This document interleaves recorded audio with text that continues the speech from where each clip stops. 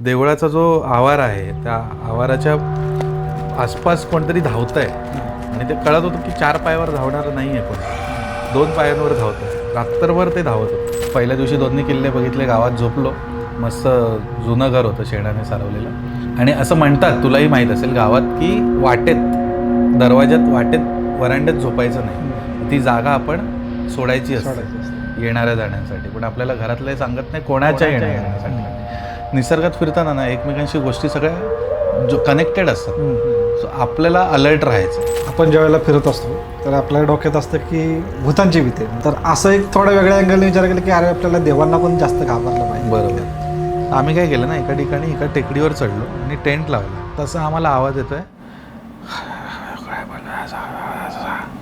असा सारखा आवाज येतोय, खुजबुज कुजबुज कुजबुज कुजबुज. आणि मध्येच तो आवाज वाढतोय, मध्येच आवाज कमी होतोय, मध्येच आवाज वाढतोय, मध्येच कमी होतोय. कदाचित त्या काही ज्या शक्ती असतील, आपण त्याला भूत नाही म्हणू शकत, बरोबर, पॉझिटिव्ह निगेटिव्ह शक्ती असेल, तर त्यांचा प्रेझेन्स दाखवण्याचा प्रयत्न करतो. बाबा आमचं सुद्धा वास्तव्य आहे.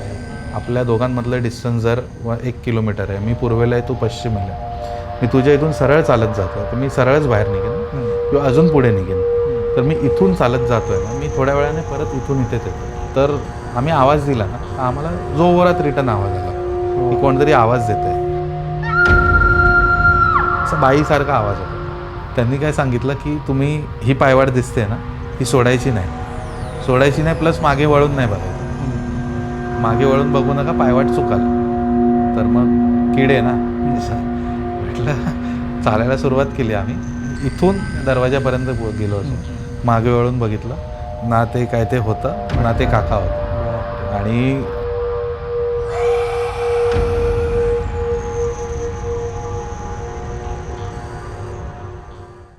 नमस्कार. उनाड भटकंती प्रस्तुत उनाड ट्रॅव्हल गप्पा आणि गोष्टीच्या ह्या पॉडकास्टमध्ये मी देवा घाणेकर तुमचं सगळ्यांचं सहर्ष स्वागत करतो. सह्याद्री म्हणजे फक्त डोंगररांगा नाहीत किंवा गडकिल्ले नाहीत, तर सह्याद्री म्हणजे एक अनुभव आहे. आणि ह्या सह्याद्रीतले जे अनुभव आहेत ते अनुभव प्रत्येक वेळेला विज्ञानाशी जोडलेत किंवा विज्ञानाशी संबंधित असतील असंही नाही. तर सह्याद्रीतले असेच वेगवेगळे अनुभव ऐकण्यासाठी किंवा ज्या आपल्या सोबत किंवा मित्रांच्या सोबत जे काही किस्से घडलेले आहेत, काही आख्यायिका आहेत किंवा सह्याद्रीतले मधले काही देवस्थानं आहेत, तर ते तिथं का असतात, तर त्याच्या काही पौराणिक आणि रंजक कथा ऐकण्यासाठी आज आपल्यासोबत या स्टुडिओमध्ये आहेत सुबोध हत्तरकी. नमस्कार. सुबोध एक उत्तम ट्रेकर आहे आणि त्याची विशेष आवड म्हणजे त्याला रात्रीचं भटकायला आवडतं. तो स्वतःसुद्धा भटकतोच, यासोबत त्याला इतर लोकांना घेऊन जायला फार आवडतं आणि ते सह्याद्रीतले जे अनुभव आहेत ते त्या लोकांनीही घ्यावेत अशी त्याची फार इच्छा असते. तर हे जे किस्से आहेत हे आपण जनरली गप्पांमध्ये आपण आता जसे अनुभव येतील तसे पुढे जाऊ. तर पॉडकास्टला पुढे जाण्याआधी छोटंसं गिफ्ट आहे. तर माझे जे मित्र आहेत सिद्धार्थ शेलार, तर त्यांचं किताबवाला नावाचं बुक स्टोअर आहे. तर खास त्यांच्याकडून एक गिफ्ट आलेलं आहे आपल्याला. अरे वा. तर हे पुस्तक त्यांनी खास तुमच्यासाठी दिलेलं आहे. धन्यवाद. किताबवाला, मी हे नाव खूप ऐकलं आहे. निसार यदुनाथ सरकारांचं मी रेफरन्सेस खूप वाचलेत किंवा ऐकलेत इतिहासकारांकडून, तर याचा फायदा नक्कीच होईल. धन्यवाद. 2 महत्त्वाच्या गोष्टी आहेत. एक तर उनाड भटकंती हे जे चॅनल आहे यूट्यूब चॅनल, त्याला तुम्ही सबस्क्राईब करा, कारण बरेचसे लोक बघतायत पण सबस्क्राईब करत नाही आहेत. त्याच्यानंतर दुसरी एक गोष्ट, उनाड भटकंतीच्या माध्यमातून खूप साऱ्या डोमेस्टिक आणि इंटरनॅशनल टूर्स होत असतात. तर त्याच्या डिटेल्ससाठी डिस्क्रिप्शनमध्ये एक लिंक आहे व्हॉट्सअपची, त्या लिंकमध्ये जाऊन तुम्ही तो ग्रुप जॉईन करा. तिथं टूरचे अपडेट येत असतात. आज तुला बोलवण्याचं कारण की तुझ्याकडे खूप सारा भंडार आहे सगळ्या गप्पांचा. तर ह्याची सुरुवात नेमकी कुठून झाली? म्हणजे या सगळ्यांना ॲक्सिडेंटल गोष्टी असतात. म्हणजे असं हे प्रत्येकासोबत घडेल, प्रत्येकाला असे अनुभव येतील अशातला भाग नाही आहे. पण ते जे अनुभव असतं की एखादी जागा आपल्याला अट्रॅक्ट करते, की भटकंती फक्त फिरणं नसून हे तुम्ही कोणत्या पॉईंट ऑफ व्ह्यूने फिरताय त्यावर डिपेंड आहे. आणि माझ्या बाबतीत असं होत गेलं की म्हणजे जसं माझं बालपण होतं की आसपास, म्हणजे मी जोगेश्वरीला मुंबईला राहायचो, जुनं घर आमचं. सो असं सुट्टीच्या दिवसात जे विभागातली अशी एरियातली मोठी माणसं बसली, भूतांच्या गोष्टी झाल्या की मग अरे अशी बाई दिसली, तशी बाई दिसली, मग मी आमच्या गावाला असा किस्सा झाला, मग त्याच्या अंगात देव आला. सो आम्ही लहान असताना ते सगळं ऐकायचो. आणि योगायोगाने शाळा जशी संपत आली आणि कुठेतरी भटकंतीकडे पावलं वळली. आणि मग नंतर असं वाटायचं अरे आपण जंगलात जातो, इथे गोष्टी असतील का तशा, किंवा जसं आपल्याला सांगितलं जातं किंवा जुन्या मूव्हीजमध्ये दाखवलं जातं की कुठला तरी असा मागून लाल लाईट आली, तो भूत आला, तसं काही खरंच असतं का? तर मग ते म्हणजे हे क्युरिओसिटी वाढत गेली. जसं लहान मुलांमध्ये क्युरिओसिटी असते तसं मला असं वाटतं की प्रत्येक भटकणाऱ्या व्यक्तीमध्ये एक क्युरिओसिटी असली पाहिजे. ती कुतूहलाने आपण प्रत्येक गोष्टीकडे बघितलं पाहिजे. सो असे बरेच किस्से घडतात. आता हे किस्से घडतात, आता आपण म्हणू नाही शकत की तिथे खरंच भूत आहे. तर भूत म्हणजे नक्की काय आहे? जसं आपण भूत म्हणतो तर त्याचा अर्थ कोणाला कळत नाही. भूत म्हणजे नक्की काय? पण असं ते कोणातरी लहान मुलांसाठी घाबरवण्यासाठी आपण म्हणतो बुवा येईल, भूत येईल. पण ते खरं कसं असतं आपण कोणालाच माहीत नाही. ते आपण ह्या जगात आहोत, माणसं म्हणूनच वावरतो. पण कुठेतरी काहीतरी आपण जर देवाला मानतो तर त्याच्या व्यतिरिक्त कुठल्या तरी अशा शक्ती आहेत ज्या या व्यतिरिक्त एक्झिस्ट करतायत. आता त्यांना भूत म्हणावं, पॅरानॉर्मल ॲक्टिव्हिटी म्हणावं किंवा निसर्गाची वेगळी शक्ती म्हणावं, देवाचं स्वरूप म्हणावं, हे ज्याचा त्याचा प्रश्न आहे. माझ्यासोबत सुद्धा अशा बऱ्याच गोष्टी घडल्यात आणि माझं असं म्हणणं आहे की ऑलमोस्ट प्रत्येकासोबत अशा गोष्टी घडतात. आपण कोणत्या अँगलने बघतो त्यावर डिपेंड आहे ते. तू म्हटलंस की प्रत्येकाच्या ह्याच्यामध्ये नक्कीच. मानायचं का नाही हे काही लोकांना असं वाटेल की हा योगा आहे, किंवा काही लोकांना वाटेल की ही अंधश्रद्धा आहे, काही लोकांना ती श्रद्धा वाटेल, किंवा एक लोकांना काहीतरी ही अदृश्य एक वेगळी शक्ती आहे असं सगळ्यांना वाटेल. तर एक जनरल असा प्रश्न तयार होतो की ह्या ज्या घटना घडतात, आपल्या पॉडकास्टचं जे नाव आहे गूढ रहस्यमय सह्याद्री, तर त्याच्यामध्ये असं वाटतं का ह्याच्यामध्ये देवगण, मनुष्यगण किंवा राक्षसगण, तर ते मनुष्यगणालाच पकडतात, असं काय सीन असतो का ह्याच्यामध्ये? आता असं म्हणतात लोक की, म्हणजे मी ट्रेकिंगचं नाही बोलत, थोडं आउट ऑफ द वे जाऊन म्हणतो की इन जनरल लाईफमध्ये आपण कसं म्हणतो तुझा देवगण आहे का, मनुष्यगण आहे का. मला अजून ते कॉन्सेप्ट कळलेलं नाही, कोणता गण कोणता की आता काय देवगण, मनुष्यगण, राक्षसगण. आता काय काय माणसं देवगणाची असते सरी वागतात राक्षसासारखं, आपण काय करू शकतो? सो डिपेंड आहे, असू सुद्धा शकतात. आता जाणकार व्यक्तींना ते माहीत असावं, किंवा ज्योतिषशास्त्र वगैरे ज्यांनी केलं आहे किंवा सिद्ध पुरुष जे असतात त्यांना याबद्दल माहिती असते. पण मे बी असावं, म्हणजे आपल्या ज्या पुराणांमध्ये किंवा जुनी जाणती माणसं आहेत, या प्रथा ज्या फॉलो होत आहेत ना, तर कुठेतरी त्याला सायंटिफिक रिझन असावं असं माझं म्हणणं आहे. म्हणजे प्रत्येक गोष्टी मी असं नाही म्हणत की नाही बाबा इथे काहीतरी पॉवर आहे तर मग हे चुकीचंच आहे. पण का आहे, त्याच्या मागे सायंटिफिक गोष्टी काय आहेत? जर ती शक्ती खरंच तिथे आहे तर मग आपण चुकतोय का, किंवा आपण त्या शक्तीचं, आपण त्या जागेत आहोत तर आपण तिथे तेवढी रिस्पेक्ट द्यायला हवी. आपण शहरांकडे एखादं जर मंदिर घेतलं तर आपण जसं पुण्यात आहोत तर पुण्यात दगडूशेठला जातो, पाया पडतो, कसबा गणपतीला जातो, पाया पडतो, मुंबईला कोणी सिद्धिविनायक, महालक्ष्मी, पाया पडतो. पण जंगलात जी गावातल्यांचे देवी देवता आहे त्याच्याबद्दल काय? आपण तिथे फक्त भटकायला जातो. आता मी जसं मगाशी म्हटलं की एखादा गिरिदुर्ग आहे, जंगलात आहे, तिथून जाताना आपल्याला कित्येक किलोमीटर जंगलातून, गावातून, दगडधोंड्यातून जावं लागतं. आता या गावातल्या वेशीवर बऱ्याच देवी देवता असतात, तर आपलं तिथे 99% लोकांचं सर्रास दुर्लक्ष होतं. तर त्याबद्दल मला उत्सुकता होती की हे काय आहे, हा शेंदूर फासलेला दगड नक्की काय आहे.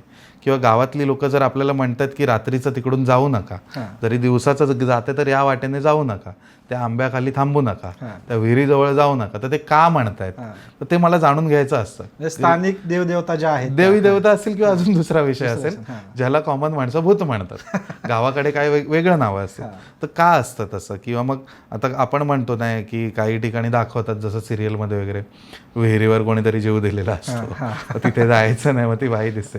मग काय होतं ना की आता आपण जेव्हा ट्रेक करतो आणि मग या गोष्टींना आठवतात, अरे लहानपणी इथे ऐकलेलं असं, किंवा या मूवीमध्ये आम्ही असा बघितलेला, किंवा तो रिसेंट मुंजा मूवी आलेला, तो त्या वडाच्या पिंपळाच्या झाडावर असतो, आणि मग त्या गोष्टी तशा तिथे ते वातावरण तयार होतं.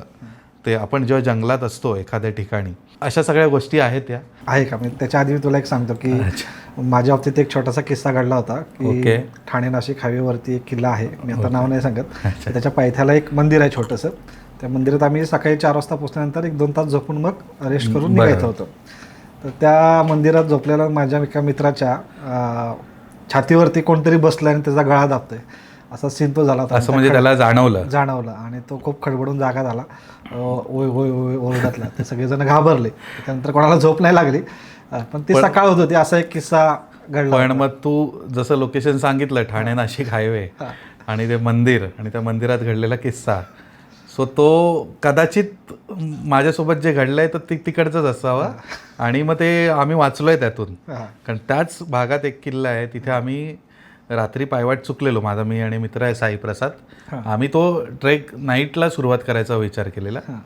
आता प्रेक्षकांसमोर आम्ही नावं नाही घेऊ शकत त्या जागेची, कारण त्या गड किल्ल्यांशी आणि गावातल्यांशी थोडी भावना जोडलेली असते त्या जागेशी म्हणून. पण आम्ही रात्री पायवाट चुकलो, हरवलो आणि रिटर्न गावात म्हणजे गावातलं ते देवळात येऊन झोपलो.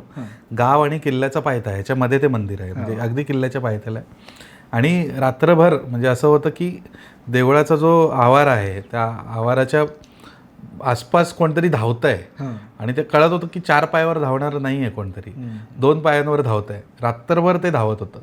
आणि आता किस्सा मी मित्रांना बरंच सांगितलेला हा.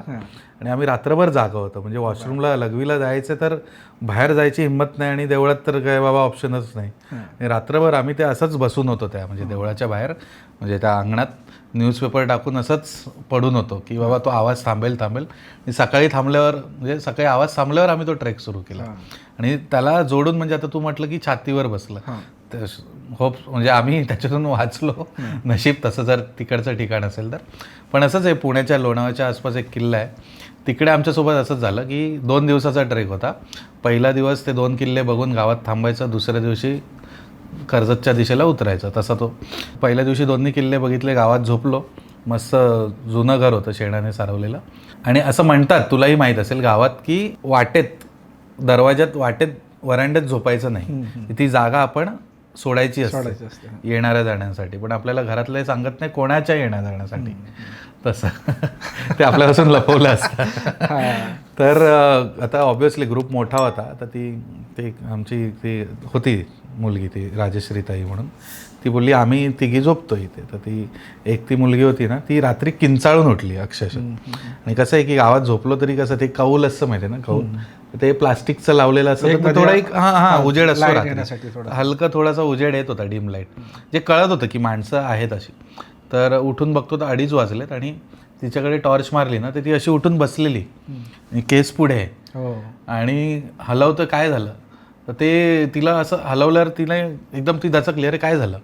म्हटलं अरे तू घाबरून उठली. ती बोलते नाही, त्या दरवाज्यातून कोणतरी आलं असं सरपटत आणि मी दरवाज्यात झोपले तर माझ्या अंगावर बसलं कोणतरी. नंतर ती म्हटलं राजश्री म्हणून ती होती, ती ताई आम्ही म्हणतो तिला, ती एजने मोठी आहे. ती म्हणाली काय नाही स्वप्न बघितलं असेल, मी झोपते तिकडे, तू झोपीत. थोड्या वेळानं मग ती दुसरी तिच्या बाजूला मुलगी होती, ती पण उठली अर्धा 1 तासाने. सेम सीन, म्हणजे 4:45 3:30 झालेले. आणि नंतर मग माझ्या बाजूला जो मित्र होता ना, त्याला मी कानात म्हटलं असं सांग की सुबोध होता, म्हणजे तो इथून गेला. मग तू कदाचित त्याला घाबरली असेल. तर ती बोलते नाही कोणतरी असं मोठा केसवाला होता आणि येऊन असं डोळे वगैरे एकदम काळे होते आणि येऊन असं अंगावरच आलं माझ्या. तर आणि म्हटलं मग इथून कोण गेलं का. मी म्हटलं मी इथून आता पाणी भरायला उठलेलो तसं. मग ते मला आठवलं लगेच की असे किस्से पण होत असतात. आता ह्याचा काही गड किल्ल्यांशी संबंध नाही, म्हणजे आपण कुठेही गावात हे होऊ शकतं, कुठल्या गावात असेल किंवा आपल्या घरी असेल किंवा आपल्या ते स्वप्नातले भास असतील. पण हे जेव्हा घडतं ज्याच्यासोबत, तेव्हा आपण म्हणजे इव्हन माझ्यासोबत सुद्धा झालं आहे. स्वप्नात आपण जेव्हा एखादा विचार करत असतो, आपल्याला वाटतं की श्वास कोणीतरी गळा दाबून ठेवला आणि आपण प्रयत्न करतो की उठू पण उठायलाच होत नाही. आणि एकदाच ते मोठा श्वास घेऊन किंवा किंचाळून आपण उठतो. पण तो जेव्हा ते ॲटमॉस्फिअर असतं तेव्हा ते आसपासची लोक घाबरतात.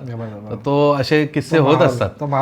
हो, मग ते कुठेही होत असेल. आता ठाणे जिल्ह्याच्या आणि भिवंडीच्या आसपास तो कामणदुर्ग आहे आणि तो प्रचलित नाही आहे. आणि माझा मित्र आहे अंकित नावाचा, तो कबड्डी प्लेयर आहे. आणि मला तसंच कोणतरी हवा होता सोबत की जो फिट असेल. आणि त्या किल्ल्याबद्दल मी ऐकलेलं स्टीप खूप आहे, चढण बरीच आहे,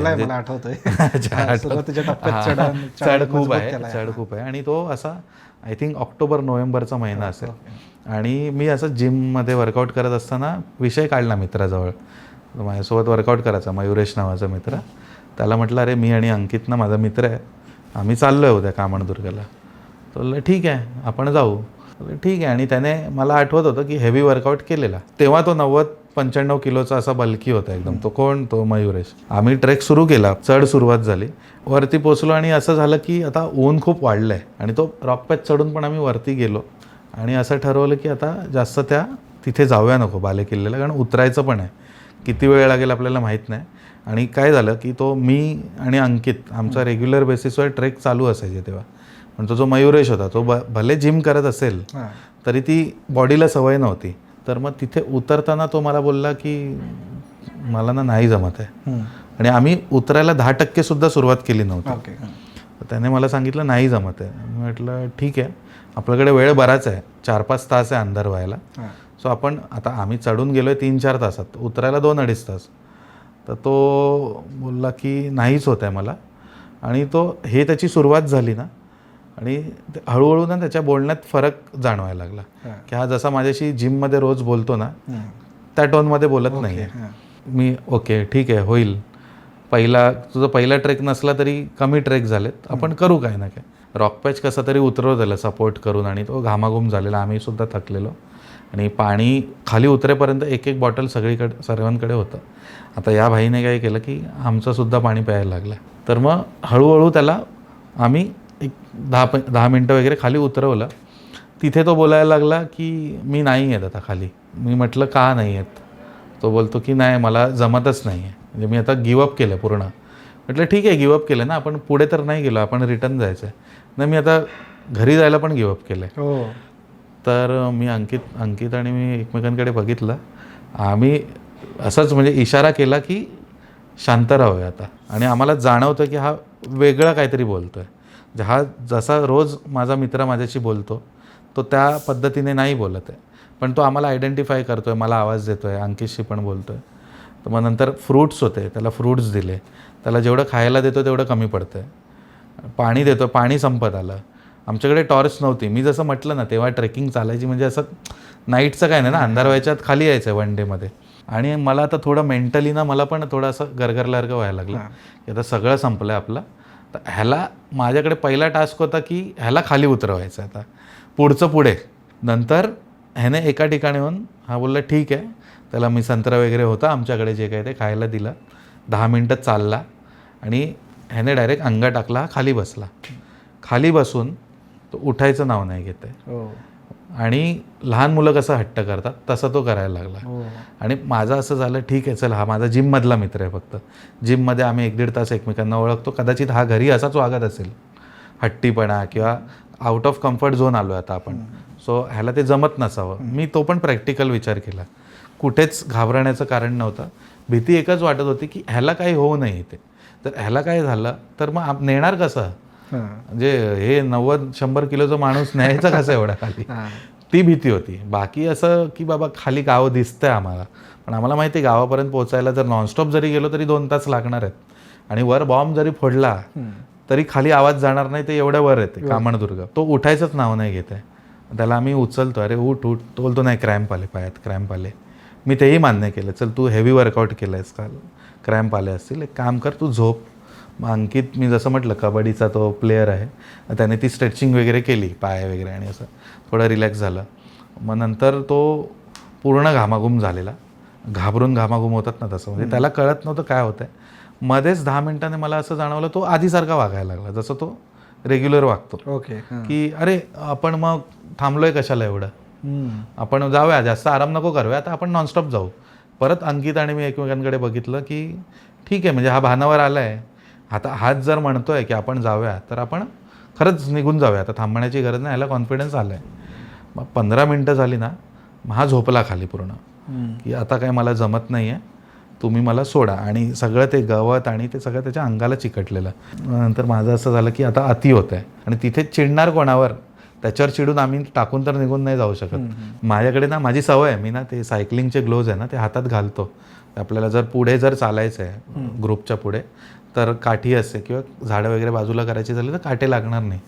तर मी त्याला म्हटलं एक काम कर, तू दगडांना धरत धरत उतर हळूहळू, म्हणजे तुला चटके नाही लागणार. मी त्याचे ग्लोव्ज दिले. जसे मी त्याला ग्लोव्ज दिले ना, तो 5-10 मिनटं परत चालला. आणि तो आता मला बोलला की नाही जमत आहे, मी पूर्णच आता गिवअप केलं आहे.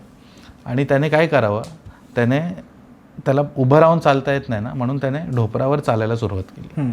तो बोलतो मी असा चालतो, तुम्ही व्यवस्थित चाला. आता म्हटलं हा काय प्रकार आहे. म्हटलं अरे इथे बिबटे वगैरे आहेत आणि तू असं करत राहशील, आपल्याला अंधार होणार. आणि मग नंतर मी त्याला ग्लोव्ज दिले ना, मग त्याला तो बोलतो की मी ग्लोव्ज घालतो आणि मी जिथे फ्लॅट पॅच येईल ना, तो म्हणजे लहान मुलं क्रॉल कसं करतात, रेंगाळतात, तसं तो चालायचा. आणि आम्ही त्याला चालू दिलं तसं. मी म्हटलं चल तेवढं तर तेवढं कवर होतंय.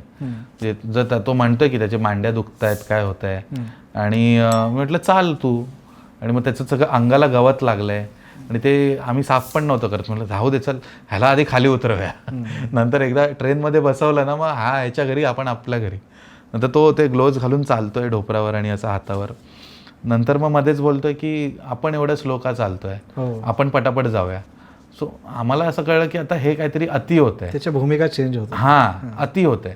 सो आमचं असं पण झालं आणि आम्ही त्याच्यासमोर बोलू पण नाही शकत. तर कदाचित अंकितने पण तोच विचार केला असेल आणि मी सुद्धा तोच विचार करायला लागलो की या घरीच असा सायकोसारखं तर वागत नसेल का, असूही शकतं. तर मी त्याला म्हटलं की ऐक, आता ना इथे बिबट्यांचा वावर बराच आहे, साप वगैरे आहेत. त्याने मला काय सांगावं की तो मग परत 10 मिनिटात तो एकदम चेंज. तो बोलतो चालेल ना, बिबट्या तर काय झालं की मग त्यांना बरं होईल ना, ते मला खाऊन त्यांचं पोट तरी भरतील. मी म्हटलं अरे मस्करी करू नकोस तू, चल आता मला राग येतोय. म्हटलं की एखादी लिमिटच्या नंतर एखादी गोष्ट होत असेल तर तू किती चांगला मित्र असेल आपण ओरडतोच. त्याला मग आम्ही असं धरलं दोघांनी खांद्यावर, असं नेतोय, तो आम्हाला घेऊन खाली पडतोय. आणि आमचं असं होतं की आम्ही बोलायचं तर बोलायचं कोणाला, आता एकमेकांशी बोललो तर त्याला कळेल त्याच्याबद्दल बोलतोय. आम्ही इशाऱ्यामध्येच बोलून त्याला जस्ट कसं तरी चाल ढकल अर्धा 1 तास तसा घालवला. मध्येच त्याला नाहीच जमत आहे, बोलतो नाही मला उचला तुम्ही आता. उचला म्हणजे उचला कसं, तर मग मी पुढून असे पाय पकडले, मागून त्याने खांद्यात असे हात टाकले, तसा नेतोय. म्हटलं ही काय फालतूगिरी लावली, हे असं कुठे असतं का, हे ट्रेकला आलोय आम्ही आणि मदत म्हणून करतोय, पण तू उठ आणि चाल ना. तो बोलतो नाही मग मला एक काम करा, तुम्हाला नाही जमत आहे मग मला इथेच सोडा, तुम्ही जावा घरी, मी इथे बिबट्याने वगैरे खाऊ दे मला. म्हटलं असं बिबट्या तू सांगून बिबट्या खाणार नाही, म्हटलं तू दिवसभर असाच पडून राहशील इथे. आणि बघता बघता हे सुरुवात झालेली खेळ 1 वाजताच्या आसपास दुपारी, आणि 4, 4:30, 5 होऊन गेले, आम्ही तेच चालू आहे आमचं. आम्हाला कळत नाही आम्ही कुठपर्यंत उतरलोय. कारण एका ठिकाणी काय झालं, ट्रॅव्हर्स घ्यायचा होता छोटा, खालचं काही दिसायचं बंद झालं की आपल्याला तिथपर्यंत पोचायचं आहे. आणि त्याच्या घरून एकदा फोन आला. आता त्या घरून मग त्याने सांगितलं नाही आम्ही येतो पोचतो. मध्येच तो सांगायचं की अरे एवढं आपल्याला लेट का होतोय, आपण का स्लो चालतोय. आणि तो जो किस्सा होता ना, म्हणजे असं आजही आठवतो आम्ही, अजूनपर्यंत मला कळलं नाही काय झालं. आणि शेवटी आम्हाला त्या जंगलात अंधार झालाच. आणि खाली जे पायथ्याला घर होतं, जे एका मुलाचं घर होतं, त्याला आम्ही सांगून गेलेलो की आम्ही जातोय वरती. तर तो वाट बघत असेल, नेट फोन लागत नसेल. आणि तेव्हा 2015-14च्या आसपास नेटवर्कसुद्धा तेवढे स्ट्रॉंग नसायचे, हार्डली 2G. तुम्ही त्या रेंजमध्ये आलात तरच फोन लागणार.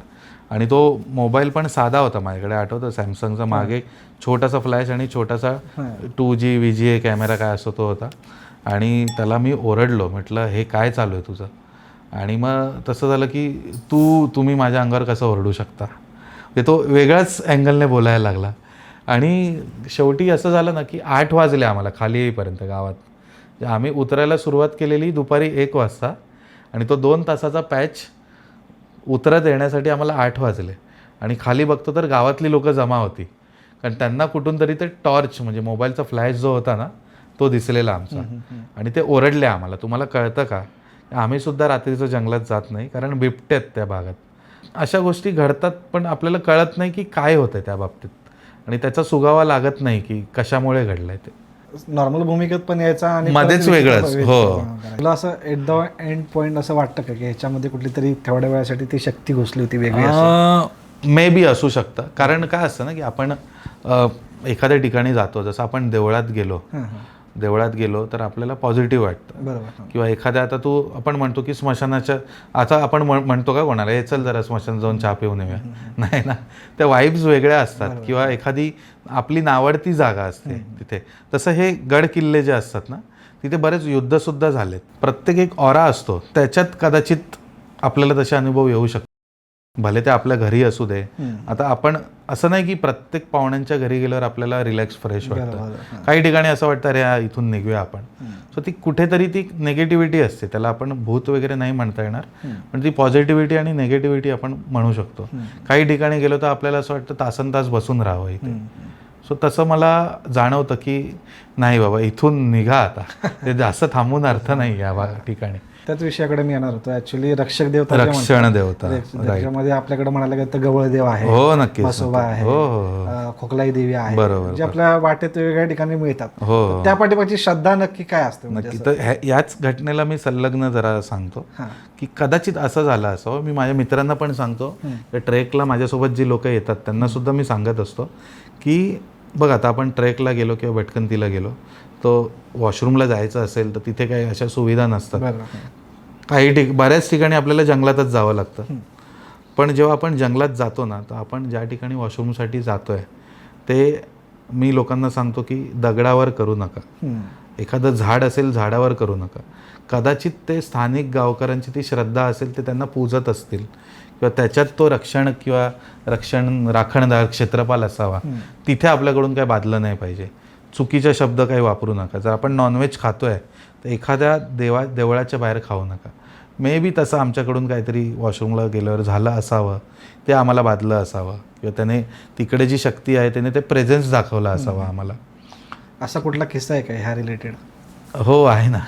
पुण्यातलाच आहे, लोणावळा ते भीमाशंकर ट्रेक. याआधी कधी लोभी ट्रेक केला नव्हता. लोभी मीन्स प्रेक्षकांसाठी मी सांगतो, लोणावळा भीमाशंकर असा शॉर्ट फॉर्म लोभी ट्रेक. दिवस पहिला असा होता की आम्ही 3 मित्र, मी, गणेश आणि अमय, आणि आम्ही चालायला सुरुवात केली. वरचं जे राजमाची गाव कदाचित शिरोटा डॅमच्या बाजूचं ते तिथपर्यंत पोचलो.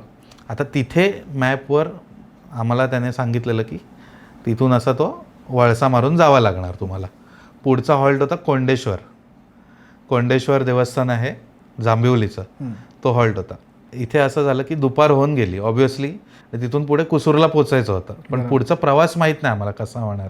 2-3 दिवसांचं सामान पाठीवर, टोप, डाळ, तांदूळ, बटाटे सगळं त्याच्यातच. आता काय झालं की आम्ही 1-1.5 तास चालतोय की आम्हाला म्हणजे मेन पायवाटेवरून भडकटलो आम्ही. गाव सोडून 1-1.5 तास झालं, पुढे आलो. आता रोशनने मला काय सांगितलेलं, आम्ही रिबिन्स बांधून ठेवलेत. एक 3-4 महिन्यात त्या थोड्या डल झाल्या असतील उन्हामुळे. आम्ही ते फॉलो करतोय, रिबिन दिसत आहेत पण आम्हाला. आणि आम्ही एका अशा जंगलातच जात चाललो आहे. म्हणजे ते आमचं असं आहे की कधी येणार कोंडेश्वर? आता 2 तास झाले, 1.5 तास होऊन गेला, 2 तास झाले, 2.5 तास झाले. कोंडेश्वर येणार कधी? आणि कोंडेश्वर आहे नक्की कुठे? त्याने सांगितलेलं शिरोटा डॅमपासून त्या वरचं जे गाव आहे तिथून 1-2-2.5 तासात तुम्ही कोंडेश्वरपर्यंत पोचाल. आता 4-4:30 झाले आम्हाला, आम्ही फिरतोच आहे. आणि नंतर एका ठिकाणी असं झालं ना की आम्ही म्हटलं एक काम करूया, ही पायवाट दिसते इथून वर चढव्या. आणि वर आपल्याला कळतं ना, जंगलातून बाहेर जर बघतोय तर उजेड दिसतो थोडा, इथे पठारी भाग आहे थोडा, तर आपण तिथे जाऊ. तर आम्ही चढलो, मी आधी चढलो. रोप होता आमच्याकडे छोटा. नंतर एक दुसरा चढला, तिसरा चढला.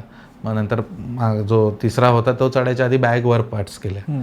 आता 2 बॅग वर घेतल्या, तिसरी बॅग घेताना ती बॅग सटकली आणि ती आम्ही जिथून चढून आलेलो ती घरंगळत गेली खाली. आता तिथे असं झालं की एकतर वरती पायवाट बंद झालेली, आम्हाला त्या पायथ्याला जाऊन कळलं ती माकडांची पायवाट होती. आणि आम्हाला कळलं की आता आपण चुकीच्या ठिकाणी आहोत. अंधार व्हायला आता 1-1.5 तास आहे, थंडीचे दिवस आहेत. एक 6-6:30च्या आसपास अंधार व्हायला सुरुवात होते. तेव्हा 4-4:30 होऊन गेलेले. म्हटलं जे काय ते 1 तासात ठरवूया आता. म्हटलं जिथे बॅग पडली आहे ना तिथेच उतरूया. परत उतरलो आम्ही खाली त्या रूटने, रोप गुंडाळून टाकला बॅगेत. नंतर म्हटलं आपल्याला येताना रिबन लागलेले ना, ते रिबन फॉलो करत परत मागे जाऊया आणि कदाचित 1-1.5 तासात आपण परत गावात पोचू जे काय. पण असं झालं ना की ज्या रिबन होत्या ना, मी म्हटलं की एक डल झालेले आहेत, आम्ही बघितलं टाईट बांधलेत त्या. आणि आम्ही जसं रिटर्न निघालो ना, त्या रिबन आहेत तिकडे सुटून खाली पडलेत. बापरे. आम्ही एकदा हे म्हटलं की चल बाबा जाऊ दे, चल असेल पडलं असेल किंवा ही आपण बघितली नसेल रिबीन, मागची पण रिबीन तीच. आता ह्याच्यात अंधार होत आला, आम्हाला जाणवलं की आम्ही त्याच ठिकाणी फिरतो. हे कसं जाणवलं की एक मोठं झाड होतं आंब्याचं झाड. आम्ही लँडमार्क ठरवलं ते आता इथेच आपण हेच ठरवूया आणि इथूनच जाऊया. आता जर मी इथे उभा आहे, आपल्या दोघांमधलं डिस्टन्स जर 1 किलोमीटर आहे, मी पूर्वेला आहे तू पश्चिमेला आहे, मी तुझ्या इथून सरळ चालत जातोय तर मी सरळच बाहेर निघेन ना, किंवा अजून पुढे निघेन. तर मी इथून चालत जातोय ना, मी थोड्या वेळाने परत इथून इथेच येतोय. आणि तिथे असं झालं ना की आम्ही आवाज दिला की बाबा कोणी आहे का.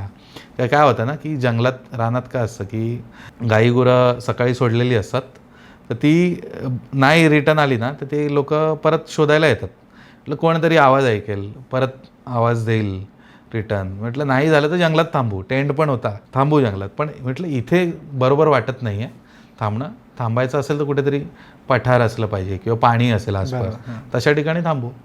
तर आम्ही आवाज दिला ना तर आम्हाला जोरात रिटर्न आवाज आला की कोणतरी आवाज देत आहे. पण तो आवाज माणसाचा नव्हता, असा बाईसारखा आवाज होता तो. तर आम्ही घाबरलो जरा. तर आम्ही आधी आवाज दिला रिटर्न. म्हटलं चल बाबा कोणतरी काय असतं ना गावातली आता सुट्ट्या लागल्या ना मुलं जंगलात जातात असंच. तेव्हा त्या काळात काय आंबे नसतात तेव्हा थंडीत लोक असं जंगलात फिरायला जातात मुलं. ती रिटर्न आवाज देत असतील तर असं. पण तो आवाज असा वाढत गेला आणि असं कोणतरी वेगळ्याच आवाजात किंचाळत आहे. कॉल मनुष्यवशी असण्याचे काहीच नाही. गाव सोडून 2-2.5 तास झालेले ना आम्हाला मागे सोडून, तरी ते येत नाही. नंतर आम्हाला कळलं की जर आपल्याला भीमाशंकरला जायचं आहे तर आपल्याला घाटाच्या वरूनच जायचं, आपल्याला खाली नाही उतरायचं. नंतर आम्हाला कळलं की आम्ही कुठेतरी खालच्या बाजूला उतरत चाललो आहे कोकणात, आणि ती पायवाट पण असावी आणि कोणी तिथे रिबिन बांधले असावे. पण जर रिबिन बांधलेत मग ते सुटतायत कशा, एवढ्या टाईट रिबिन सुटून जागेवर कशा पडतात. आणि ती रिबिन आम्ही परत बांधली. जेव्हा आम्ही म्हटलं की चकवा लागून आम्ही परत तिकडे येतो ना, ती परत सुटून पडली रिबिन. नंतर आम्ही ठरवलं की आत्ता जर काही होतंय आपल्यासोबत तर पळायचं नाही, एका ठिकाणी थांबा. सगळ्यात जास्त भीती प्राण्याची होती. बिबट्या तरी काय करेल आपल्याला, बिबट्या लांबून बघून पळून जाईल. रानडुक्कर अटॅक केल्याशिवाय सोडत नाही. आणि जर पिल्लं असतील सोबत तर ती मादी अजून ॲग्रेसिव्ह होते. ती भीती आम्हाला होती.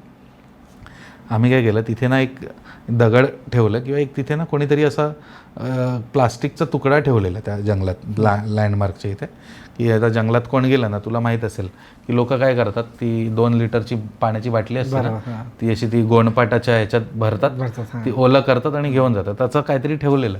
आम्हाला वाटलं की कोणतरी आलं असेल किंवा झाडावर कसं ना की पायवाटा दर्शवण्याच्या असतील तर मग त्या कोयत्याने मार्किंग करतात, इथून कोणतरी गेलं आहे. मग आम्ही ठरवून गेलो की नाही आता हे झाड इथे ठेवायचं आणि फॉलो करत जायचं उलट्या दिशेला, गावाच्या दिशेला. असं करत करत आम्ही एका ठिकाणी आलो आणि कुठेतरी असं फील होतंय नाही कोणतरी लक्ष ठेवतं आपल्यावर.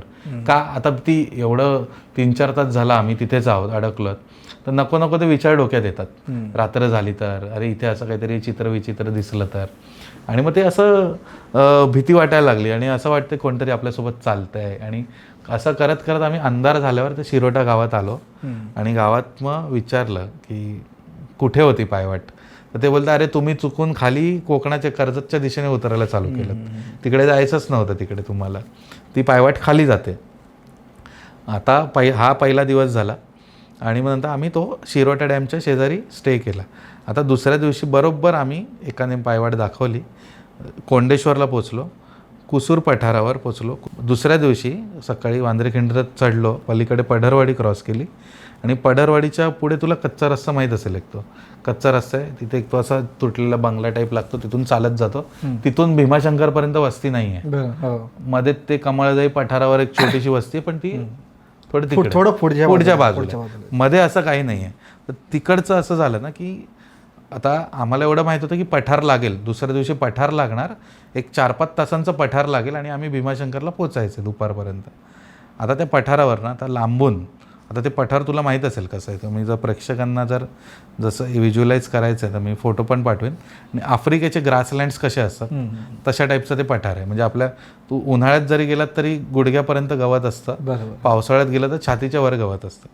तर त्या कुठेतरी असं कातळावर ना आम्हाला असं एक लांबून दिसलं की शेंदूर फासलेला दगड कसा असतो तसं काहीतरी होतं लांबून. तर मी म्हटलं ठीक आहे ना, चल कुठली राखणदाराचं हे असेल, मनुष्य वस्ती काहीतरी असेलच इथे. आणि जसं म्हणालो की पहिल्यांदा आम्ही गेलो आहे तिकडे, चालतोय तिथपर्यंत पोचलो.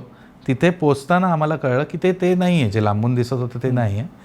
ते होतं ना की एखादा बिस्लरीचा कॅन कसा असतो 5 लिटरचा, तशा टाईपमध्ये काहीतरी मडकं होतं. त्याला ओल्या कपड्याने, भगव्या कपड्याने बांधलेलं. आता ते पठार एवढं आहे ना की लांबून कोणी आवाज दिला आणि त्याला आपल्याजवळ जरी यायचं आहे ना तरी 5 ते 10 मिनटं हमखास लागतील चालत, एवढं विजिबिलिटी आहे. जे असं नाही की इथून कोणतरी गेलं आणि लगेच गायब झालं. तर आम्ही तिथे पोचलो ना, तसं एक माणूस धावत आला. त्याचा फोटो पण काढला आम्ही. अशी जुनी हाफचड्डी होती, कमरेला कोयता लावलेला, असं मळकं टी शर्ट होतं. तो नक्कीच शेतातला माणूस असेल. आणि शेतकरी एखादं काम केल्यावर कसा तो म्हणजे मळून येतो तो मातीमध्ये, तसा त्याचा अवतार होता. आम्ही म्हटलं चल बाबा, जीवात जीवाला काका भेटले, पुढची वाट दाखवतील आता. तर त्याने आम्हाला क्रॉस क्वेश्चन केला की इथे काय आहे तुमचं. तर मी म्हटलं भीमाशंकरला जातो आहे. म्हटलं हां, पण इथे थांबलेत कशाला, म्हणजे जावा ना भीमाशंकरला. म्हणजे त्या स्थानिक भाषेमध्ये आपण टोनमध्ये असं की इकडे कशाला थांबलात, तिकडे जावा तसं. तर म्हटलं नाही काका, पण पायवाट तर हीच आहे असं आम्हाला वाटतं आहे. तो बोलतो पायवाट हीच आहे, पण तुम्ही जाणार का बरोबर, की मी येऊ सोबत. म्हटलं नको. आता तिथे तेव्हा असं होतं की आता हे सोबत आले परत त्यांना 500,000ची डिमांड करणार होते. म्हटलं आपण आपलं जाऊ, टेंट वगैरे लावू कुठे, तर जरी स्किप होतो एखादा दिवस, भीती प्राण्यांची आहे बाकी काही नाही, आणि जेवण संपल त्याची भीती तसं. तर म्हटलं ठीक आहे चालेल. म्हटलं हे, तो बोलतो ना हे पाणी आहे माझं मडक्यामध्ये, आणि ते काहीतरी होतं असं बिस्लरीचं कॅन टाईप. ते माझ्या ना म्हशी हरवल्यात, जरा 3-4 दिवस झाले म्हशी रिटर्न आल्या नाहीत, म्हणून मी निघालो आहे म्हशी शोधायला. आता माझा मित्र मला बोलला की अरे ते गाई तरी बोलायचं, गाई शोधलं तर कसं देवाचं वाटतं ना जरा, म्हशी जरा ते जरा विचित्र वाटतंय. म्हटलं मग आम्ही क्रॉस क्वेश्चन केलं त्याला की तुम्ही एकटे का फिरताय. तर ते बोलतात ना मी जंगलातच राहतो, इथेच असतो मी, माझं घर इथेच आहे. आणि मला जेवढं माहीत होतं तिथे पढरवाडी सोडली तर डायरेक्ट भीमाशंकरची वस्ती आहे, येळवली गाव, मध्ये वस्ती नाही आहे. म्हटलं इथे कुठे राहता तुम्ही. नाही या पठारावरच असतो मी, इथे मी फिरत असतो. तर म्हटलं मग ठीक आहे, आम्हाला सांगा आता 11 वाजलेत, 11 साडे 11 जे काय ते झालेले, तर आम्हाला आता तुम्ही सांगा की आम्ही भीमाशंकरला कसं जाऊ. तर त्यांनी काय सांगितलं की तुम्ही ही पायवाट दिसते ना, ही सोडायची नाही, प्लस मागे वळून नाही बघायचं तुम्ही. मागे वळून बघू नका, पायवाट चुकाल तर मग किडे ना तसं.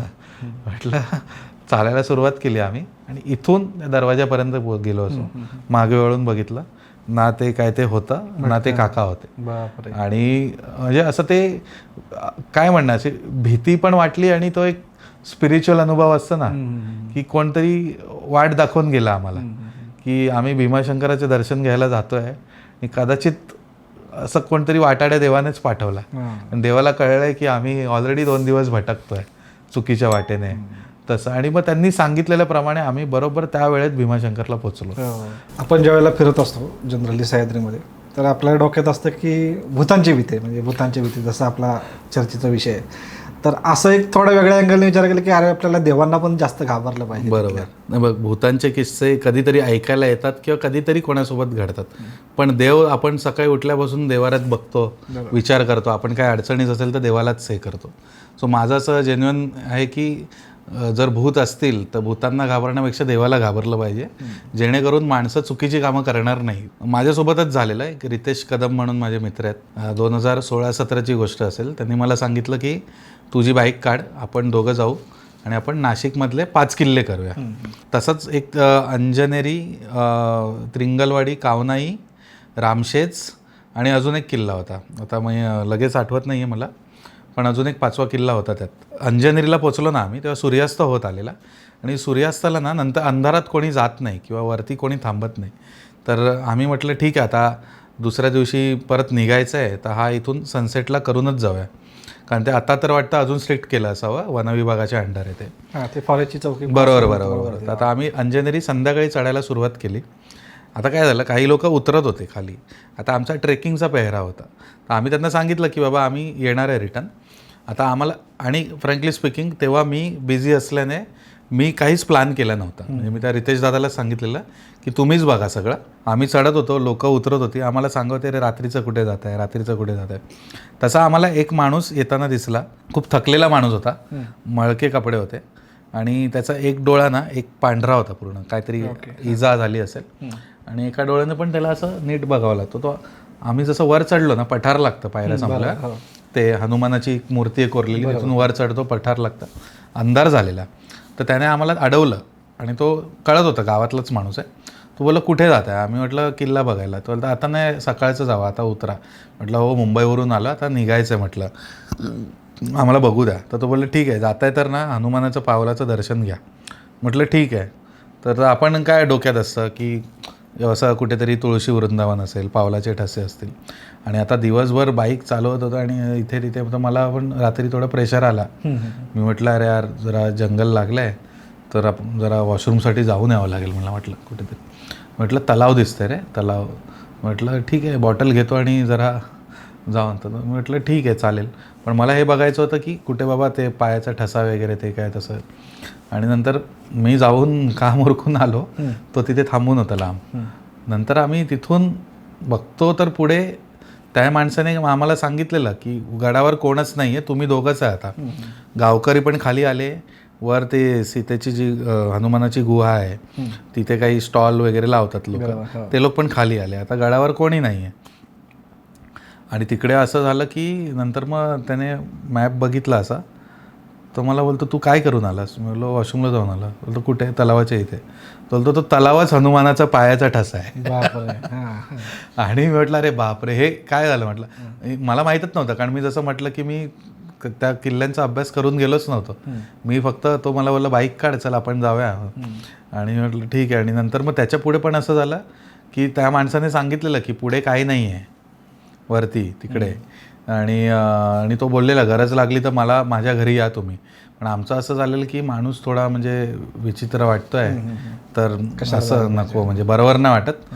आणि या दोघंच आहोत आपण, आणि रात्री काय आपल्यासोबत चुकीचं झालं तर जबाबदारी कोण घेणार? आणि बाईक वगैरे पण आहे. कारण त्याच्या आधी एक किस्सा झालेला आमचा, एका आता मी नाव घेत नाही, कर्जत साईडला. रात्री आम्ही बाईक लावली, सकाळी पेट्रोल गायब होतं, मित्र टाकी वगैरे पडून. ती पण भीती होती.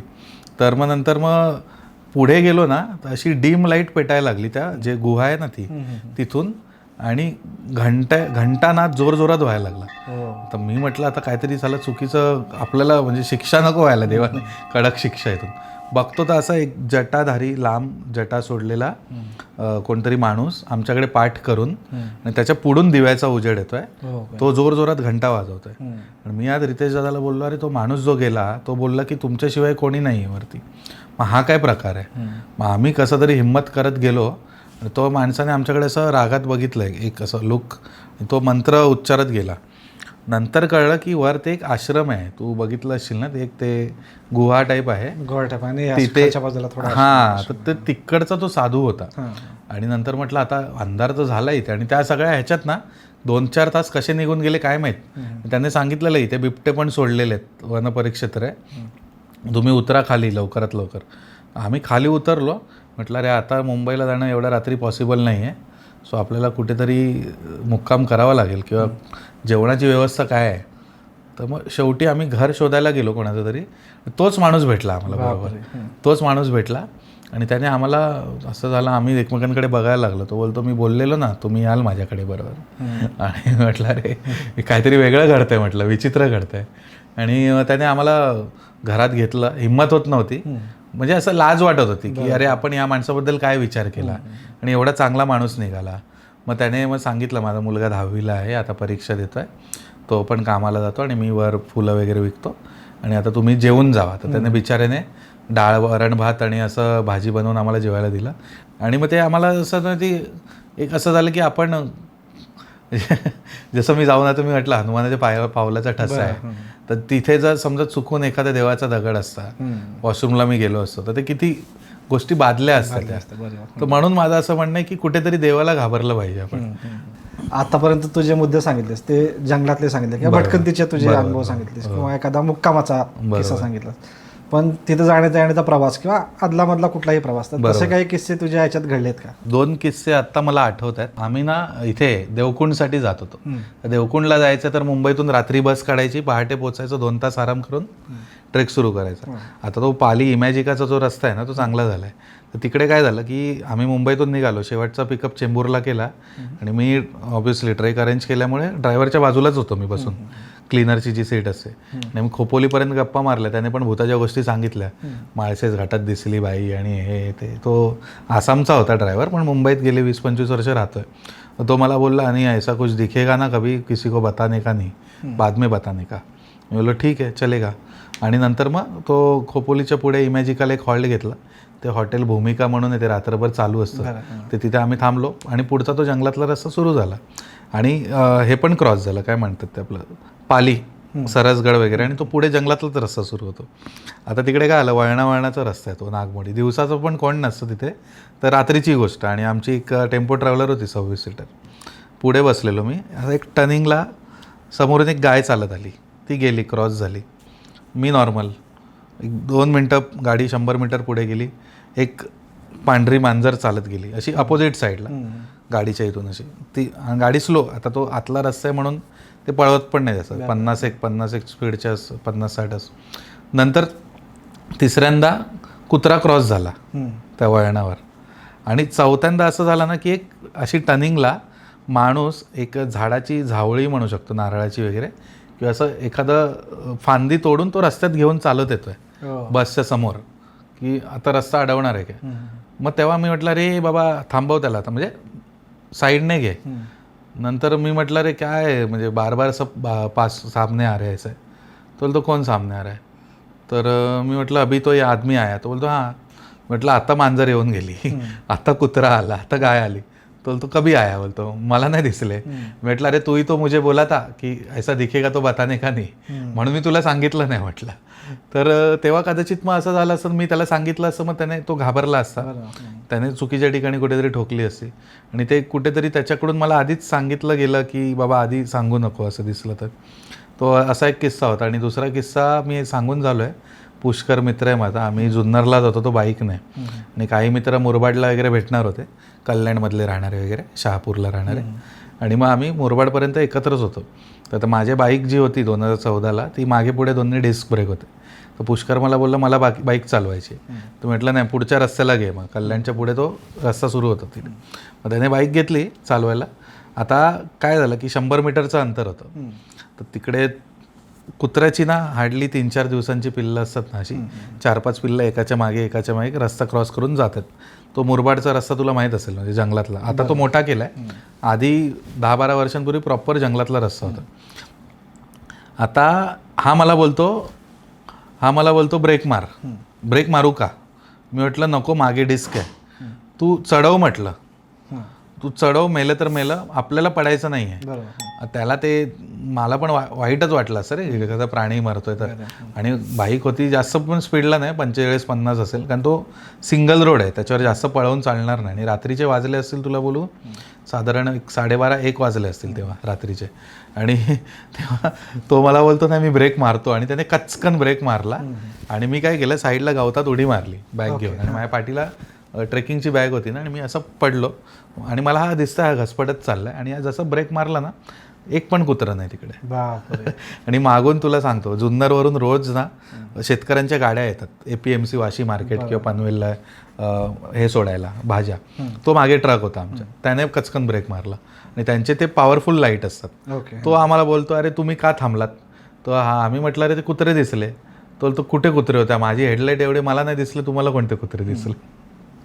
तर असे किस्से सुद्धा. आणि ती बाउंड्री असते तेवढी ना, ते तेवढ्या भागातच अशा गोष्टी घडतात प्रवासात वगैरे.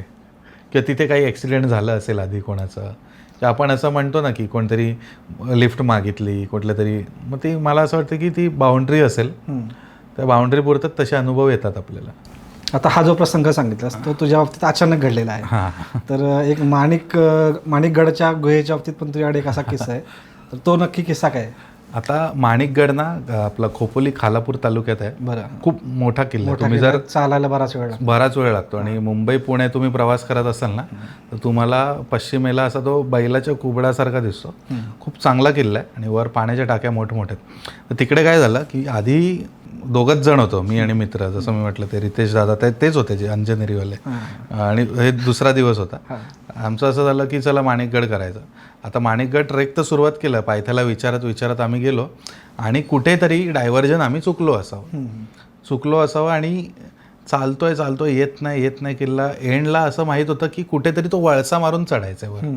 पठार संपेल आणि आपल्याला वळसा मारून वर चढायचा आहे. तो वळसा काय येत नाही, कारवीचं रान एकदम गच्च झालं आहे. आणि एका ठिकाणी येऊन बघतो ना, त्या असं अंधार दिसतोय काहीतरी. आणि तिथे बघतो तर गुहा, आणि त्या गुहेपर्यंत आम्ही कसं आलो ना ते आम्हाला नीट आठवत नव्हतं. आम्हाला कळतं इथून आलो तिथून आलो. आणि म्हणजे तो किस्सा असा भयानक नाही म्हणू शकत, पण कुठेतरी म्हणतात ना की ते निसर्गाची पॉवर जी असते. नंतर आम्हाला कळलं ना की कोणीतरी सांगितलं की निसर्गात अशा वनस्पतीसुद्धा असतात, जसं तू मला मगाशी म्हटलंस की ती भीती नैसर्गिक वाटणं असतं की खरंच त्या जागेवर काहीतरी असतं. तर मोहाची फुलं असतात, मोहाची असं म्हणतात की त्याचा जो सुगंध असतो ना तो आपण त्याच्यात कधी कधी हरवून जातो आणि आपण काय करतोय कुठे जातोय आपल्याला कळत नाही. आणि ते कदाचित तो एक वेगळा सुगंध होता. तो मला माहीत नाही मोहाचा सुगंध असेल किंवा कसला सुगंध असेल. तर त्या सुगंधाच्या नादात आम्ही चालत गेलो, दोघे एकत्र होतो आम्ही. मध्ये आम्ही खाल्लंसुद्धा, फोटोग्राफीसुद्धा केली. पण तिथे त्या गुहेजवळ पोचल्यावर कळलं नाही की आम्ही इथपर्यंत कुठून आलो आणि कसं आलो, कारण आम्हाला कुठलाच चढ नव्हता तुमचा स्किप झाला तुमच्या मनात. आणि ती गुहा म्हणजे आम्ही लिटरली ते थोडी झाडं वगैरे अशी ती पडलेली बाजूला केली आणि बऱ्याच ठिकाणी आहेत तशा गुहा, चौकोनी असतात, आतमध्ये असतात, आतमध्ये जागा असते. असं म्हणतात की काही पंथातील लोकांनी तिथे तपश्चर्येसाठी आतमध्ये एकांतासाठी ते वापरले असाव्या. फोटो काढले आणि आम्ही रिटर्न आलो आणि मग माणिकगडावर गेलो सुद्धा आम्ही. पण जेव्हा रिटर्न आलो गावात दाखवले ना फोटो, ते गावातले एक आजोबा बोलले की त्यांनी ते यंग असताना ती गुहा बघितलेली, त्याच्यानंतर आम्ही अजून गेलो नाही. मग ते कुठेतरी चमत्कार होता की ते त्या फुलांचा सुगंध येणं, आमची वाट चुकणं, आम्ही तिथे जाऊन बाहेर पडणं आणि अशा गोष्टीसुद्धा घडतात. म्हणजे असं नाही की निसर्गात फिरताना ना एकमेकांशी गोष्टी सगळ्या जो कनेक्टेड असतात.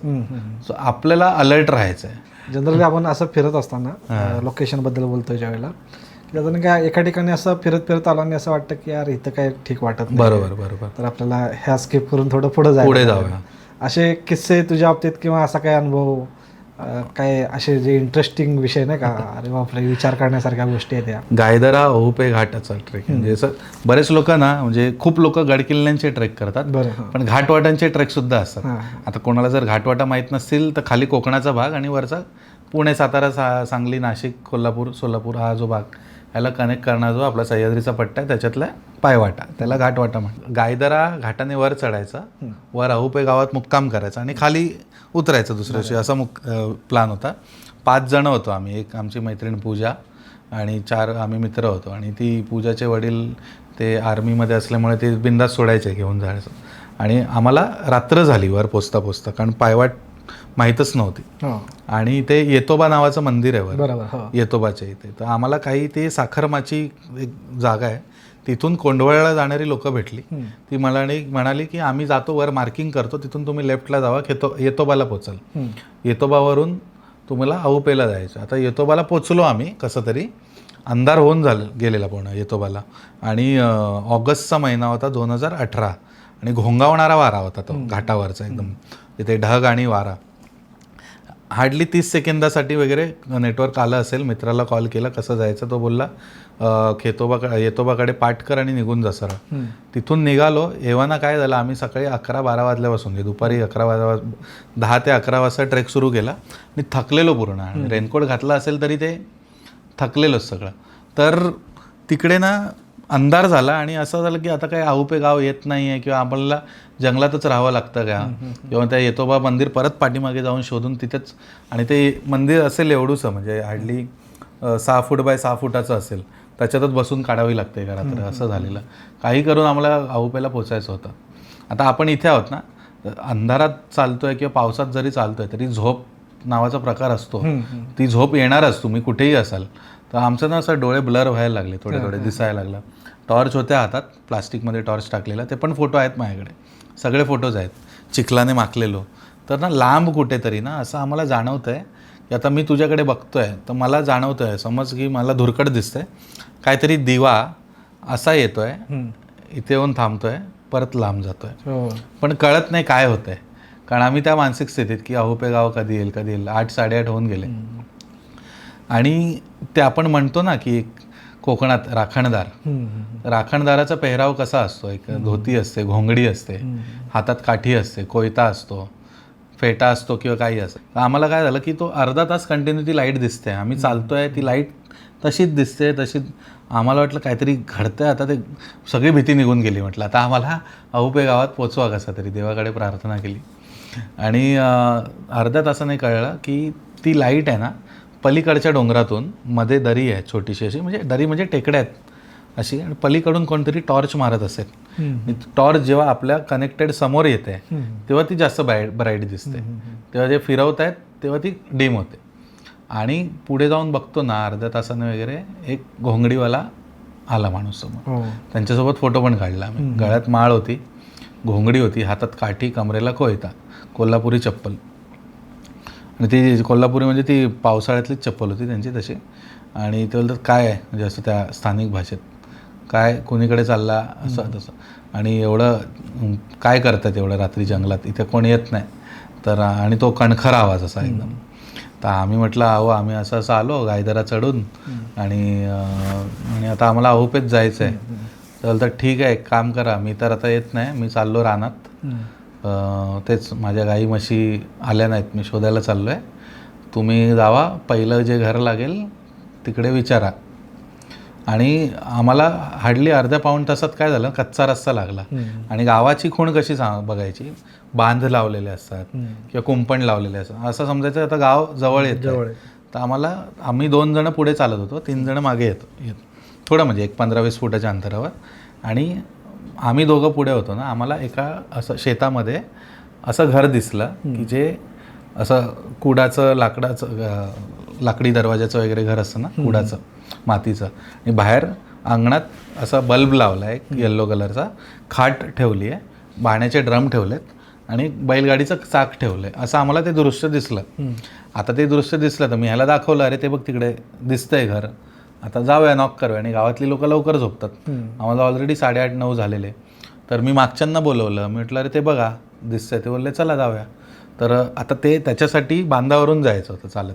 ते अंतर होतं जवळपास एक 150-200 फुटाचं असेल, जास्त नव्हतं, 150-200 फुटाचं होतं अंतर.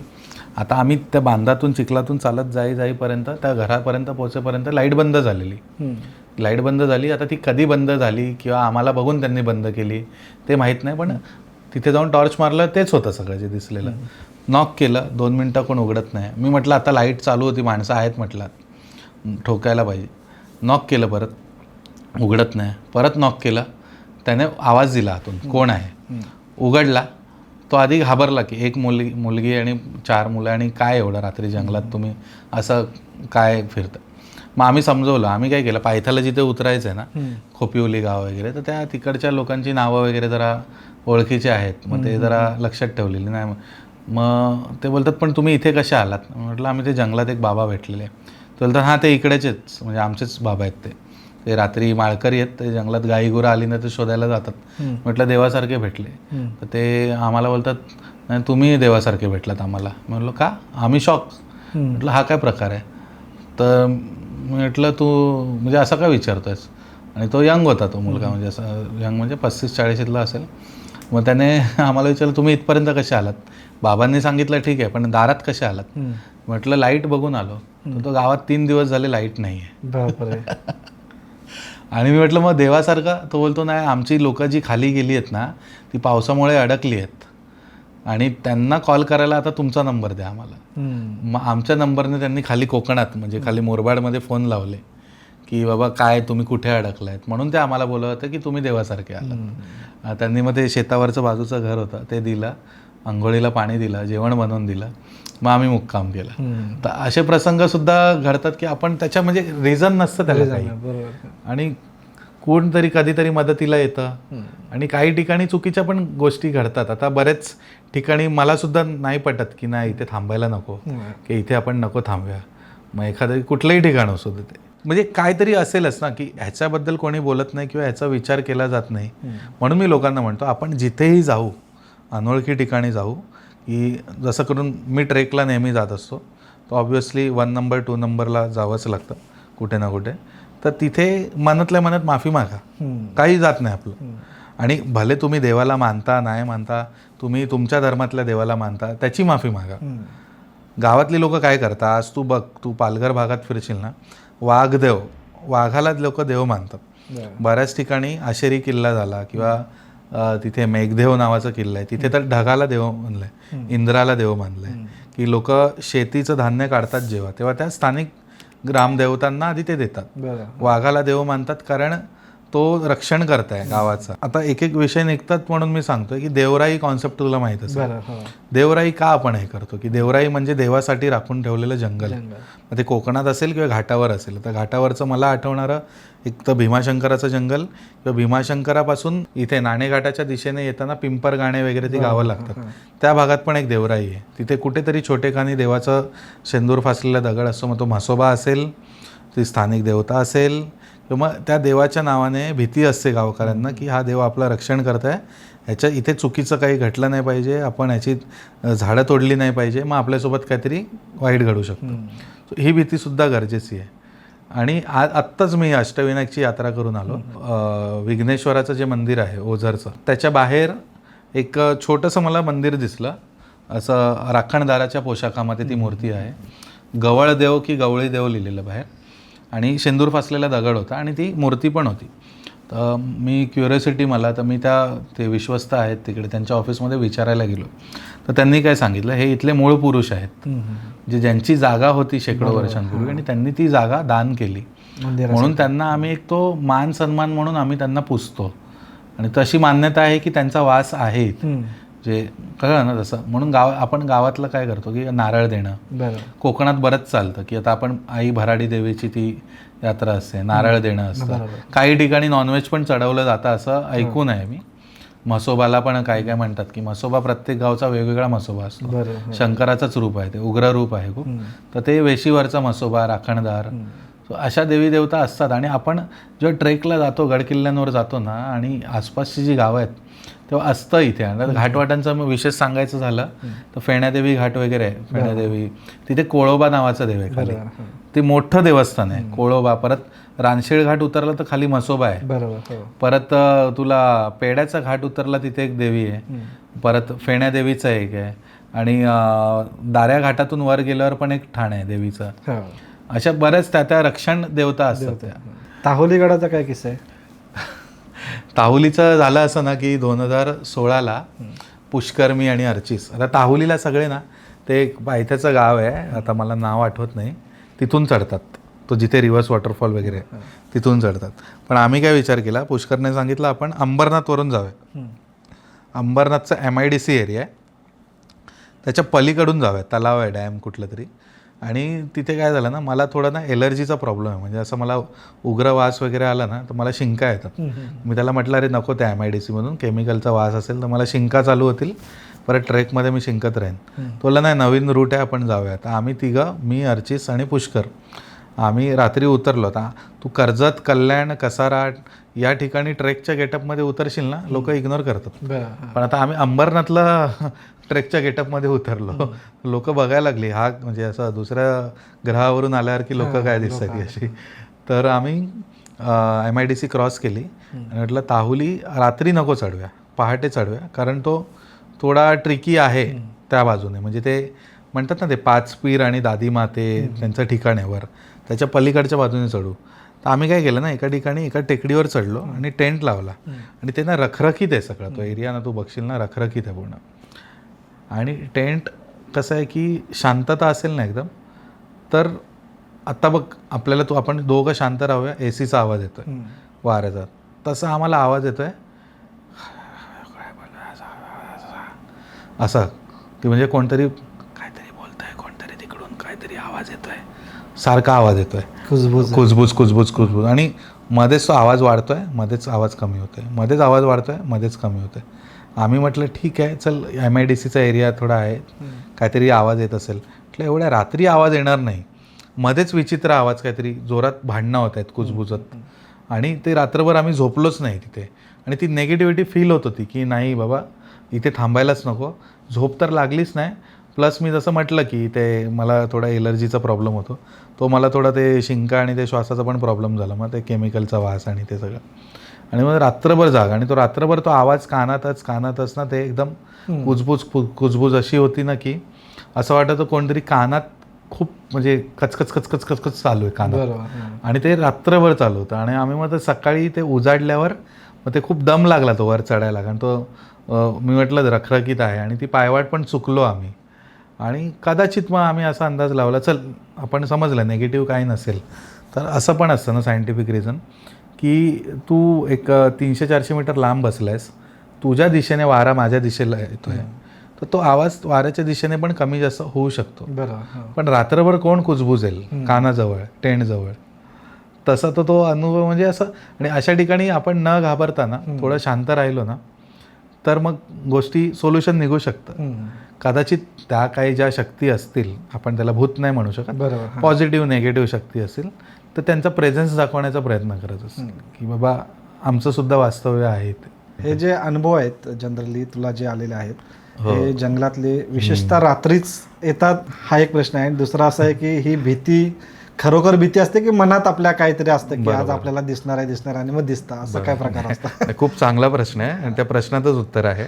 कसं आहे की हे दिवसा येईल की रात्री अनुभव येईल हे सांगता येत नाही, बट हा अनुभव तेव्हा नक्की येतो जेव्हा त्या जागेला, म्हणजे म्हणतात ना सुमसाम असते ती जागा, किंवा आपण असतो, आपल्यासोबत मोजके काही लोक असतात, किंवा आपण फेमस ठिकाणी गेलेलो नसतो, एखादी नवीन पायवाट शोधायला गेलेलो असतो, त्या जागेबद्दल आपल्याला जास्त माहिती नसते, किंवा आपण एखाद्या ठिकाणी वाट भटकतो, मग ते दिवस असू दे किंवा रात्र असू दे. दुसरा प्रश्न, ह्याच्यात पण 2 ॲस्पेक्ट्स आहेत. आता भीती, आता आपण म्हणतो कधी कधी रात्रीचं असं म्हणतात की झाडांच्या खाली झोपायचं नसतं, कारण झाडं ऑक्सिजन खेचून घेतात, कार्बन डायऑक्साईड सोडतात, आणि तो आपल्यासाठी हानिकारक असू शकतो असं म्हटलं जातं.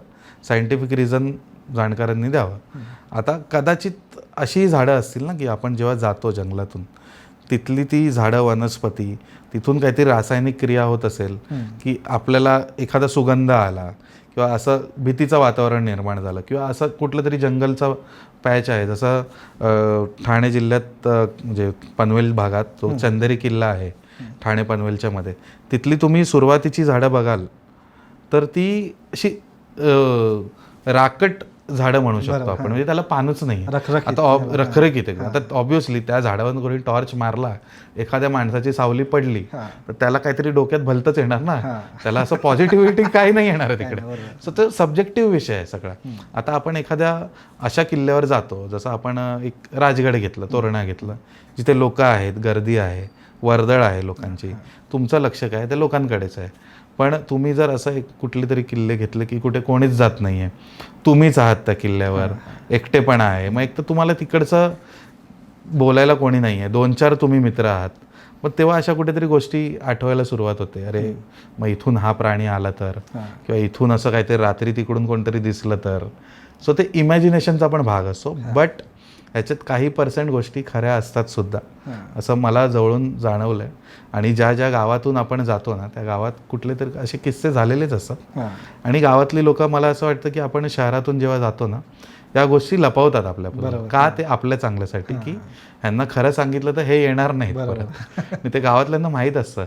सो आपली बॉन्डिंग गावातल्यांशी किती आहे त्यावर डिपेंड करतं की आपण त्यांच्याकडून कोणत्या गोष्टी जाणून घेऊ शकतो. आपण जेव्हा डीपमध्ये जाऊन विचारतो तेव्हा एक एक गोष्टी उलगडत जातात की हां, या ठिकाणी अशी घटना घडलेली.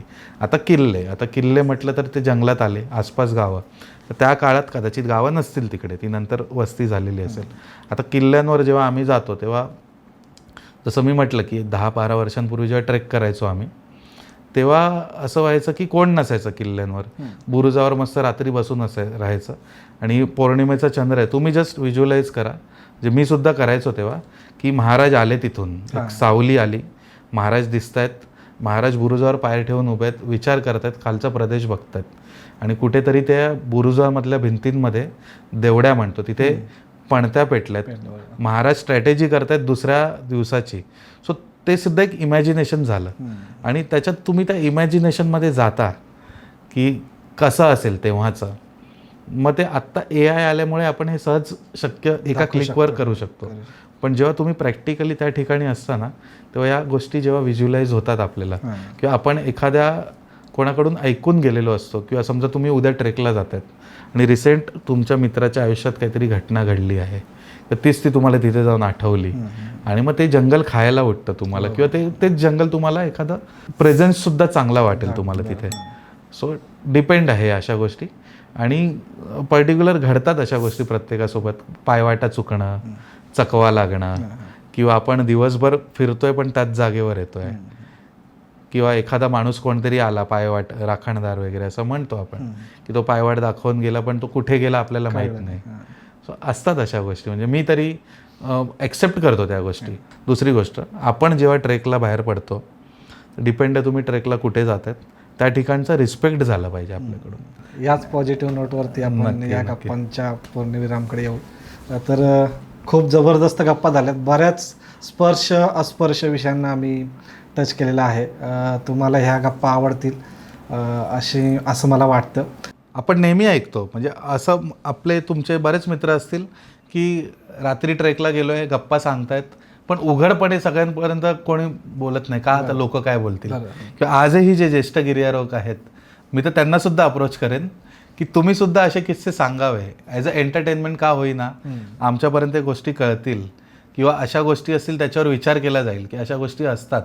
त्याच्या मागे 90% गोष्टींच्या मागे सायंटिफिक रिझन असतंच. तो आपले मनाचे खेळ असतात, भास असतात. मी जसं 10% काही गोष्टी असतात खरंच तिथे त्या गोष्टी असतात, तिथे त्या गोष्टींना रिस्पेक्ट दिला पाहिजे. आणि नक्कीच या पॉडकास्टवर मला बोलण्याची संधी मिळाली. उन्हाळ भटकंती खरंच म्हणजे जो टॉपिक, खरं तर म्हणजे माझ्या भटकंतीला मी उन्हाळ भटकंतीच बोलेन. आणि नाईटची भटकंती, नाईट ट्रेकिंगचं मला आवडतं खूप, नाईटला भटकंती रात्रपाळीला जायला आवडतं. आणि मला असं आवडतं. आणि बरेच लोक विचारतात, अरे मग आम्ही त्या इथे या किल्ल्यावर गेलो, कळसुबाईला गेलो, आम्हाला अनुभव नाही आले. ते तसं नसतं की गर्दीच्या ठिकाणी तुम्हाला काय अनुभव येणार, अपरिचित जागा, तिथेच अशा गूढ रहस्यमय गोष्टी असतात. तर आजच्या पॉडकास्ट आला त्याबद्दल तुमचे खूप खूप धन्यवाद. धन्यवाद.